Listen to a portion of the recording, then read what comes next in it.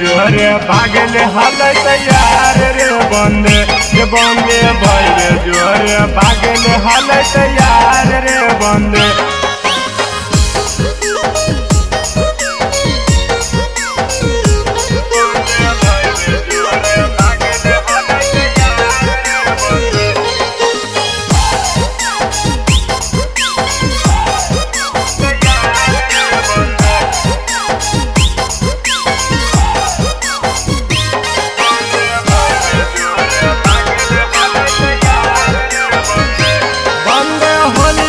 लगवावे 4 बार रे बंदे होली में रंग लगवावे 4 बार रे बंदे भाऊजी के बहिनिया है चिनार रे बंदे भाऊजी के बहिनिया है चिनार रे बंदे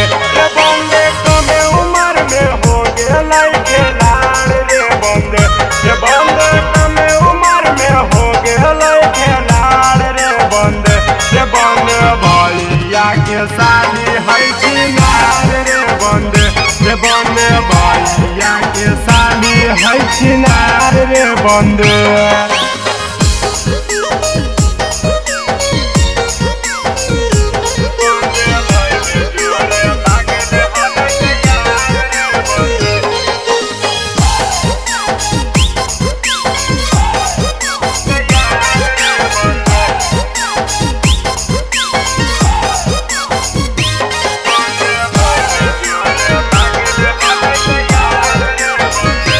चंदन लेके बेले हल फरार रे बंदे